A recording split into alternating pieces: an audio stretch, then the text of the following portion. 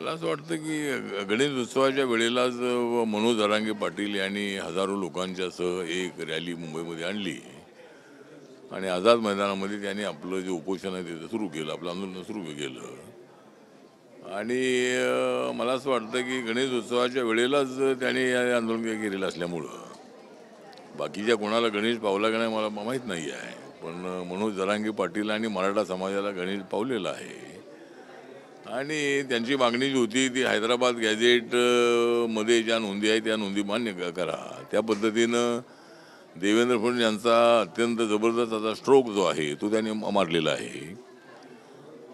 देवेंद्र फडणवीस यांच्यावर मोठ्या प्रमाणात टीका होत होती, ते ब्राह्मण आहेत आणि त्यांच्यावर एकेरी सुद्धा बोलण्याचा प्रयत्न झाला, पण बाकीच्या मानापमानाचा विचार न करता मराठा समाजाच्या हितासाठी निर्णय झालेला आहे.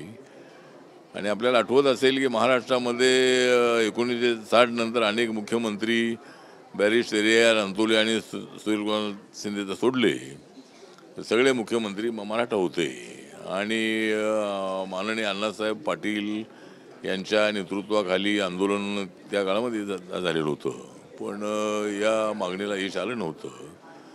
हे सरकार आल्यानंतरच आमच्या महायुतीच्या सरकारनेच राज्याचं 10% आरक्षण अगोदर दिलेलं आहे. महाज्योतीसारखी एक संस्था स्थापन केलेली आहे.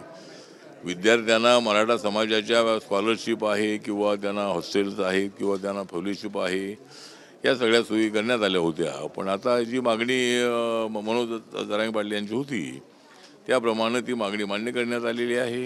आणि हैदराबाद गॅझेटचं जे गॅझेटमध्ये ज्या नोंदी आहेत त्या नोंदीमध्ये जर कुणबी आढळलं तर त्यांना ओबीसीच्या सवलती मिळणार आहेत. पण ओबीसी समाज नाराज आहे आणि महाराष्ट्राच्या सरकारची भूमिका हीच होती की ओबीसी समाजावर अन्याय होता का कामा नये आणि मराठा समाजाला आपल्याला न्याय द्यायचा आहे.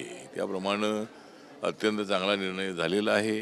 त्याच्यामुळं काय ओबीसी समाजावर फार अन्याय होईल असं नाही, पण आपण याच्यातून काय मार्ग काढणं अत्यंत आवश्यक आहे.